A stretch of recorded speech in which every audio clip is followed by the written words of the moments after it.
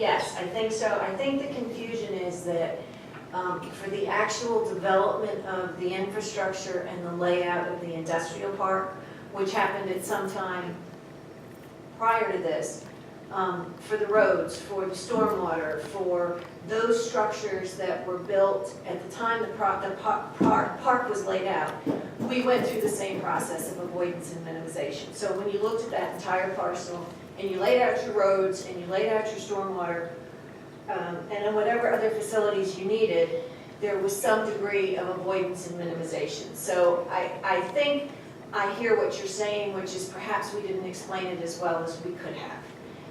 So the intent was that when we first looked at the project, we did avoidance and minimization for the infrastructure. Now when you look at each pad and each project that's a different owner, a different applicant, we go through avoidance and minimization for the development on that parcel.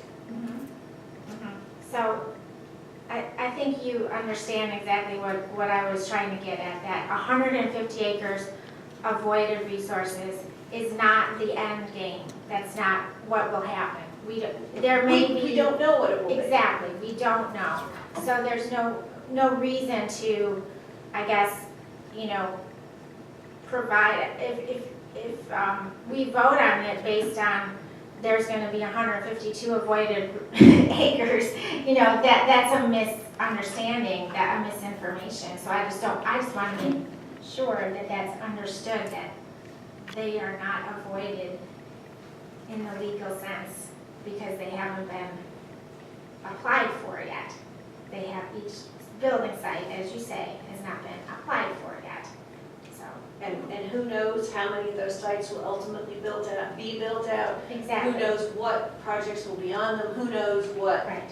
And what's concerning me about that approach, which I have been involved in large office parks, even bigger than this, was that what I've seen in the past is if you use this approach, you have death by 1,000 cuts, because you're going to have continual, chopping away. Nothing's going to be avoided eventually. And what you could have done right from the beginning was do the layout of the roads to avoid where the wetlands are so that your parcels aren't impacting wetlands. Do a set aside, do an on-site mitigation, not getting to the point where we're looking at a mitigation bank that is, what did you say, 15 miles away? Yes. Is that what it is? 15 miles away? Yeah. But under the 2008 federal mitigation rule, banks are the preferred option. For a site like this, you could have a mitigation bank as part of the project site. I mean, it's so big. So it could have, if you have 152 acres that are ultimately going to be impacted, you could have had an on-site mitigation bank right there. So yeah, I understand that didn't happen. That's not the way it was done here. And we have the permit application in front of us to decide upon as it is. Just from my own perspective here, I did not feel that I was given enough information to start with for a package that came in the mail and an email. Didn't even have a site, a layout of the site, and I'm just a little bit concerned about this application.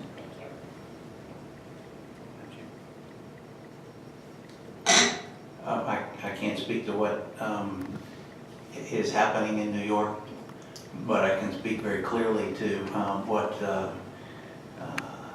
our district court looks at, and they insist that you have a tenant before you decide whether or not avoidance and minimization has occurred. And I would say that the challenge with what may be suggested that we look at the whole site is we don't have project purpose. And if we don't know who the tenant is and we don't have project purpose, we're not in a position to determine whether or not there's been avoidance and minimization. And one of the concerns that a previous colonel had at the Norfolk district was the idea that the build it and they will come. We didn't, he was unwilling to permit speculatively any kind of wetlands impacts. And so that's the approach that we've taken with the Corps here. You've got to have a tenant and you've got to have a project purpose before you can adequately determine whether or not avoidance and minimization has occurred. Thank you, David. More questions for staff?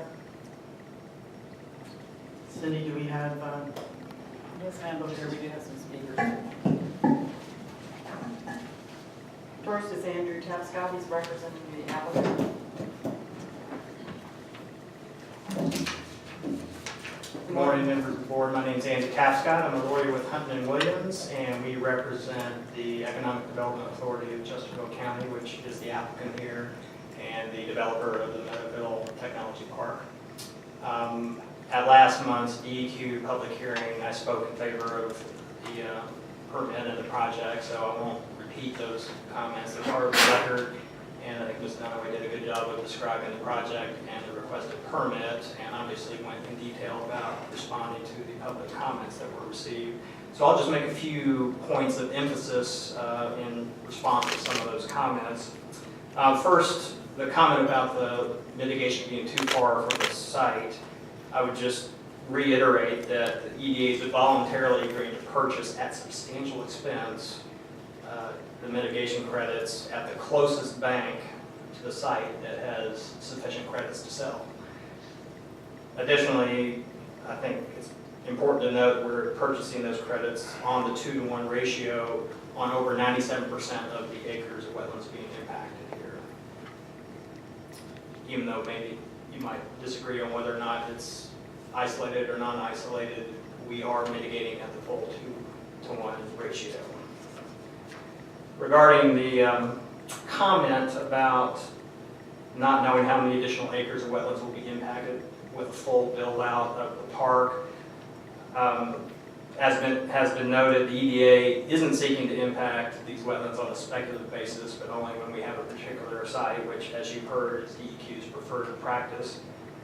EDA would certainly be willing to undertake a park-wide delineation if DEQ were to change that practice, but the practice that we have now we have fully complied with, which is to do it on an individual user basis.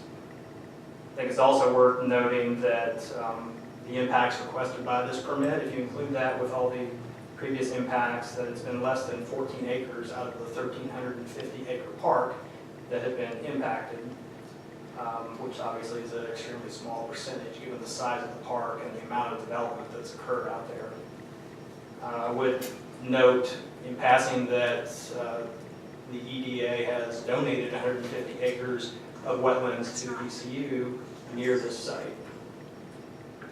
Third, in response to the comment about that alternative layouts and locations should have been used for the project, I would just note that EDA worked extensively with DEQ in evaluating alternative locations and layouts, and that still met the necessary size and location and zoning requirements for the end user.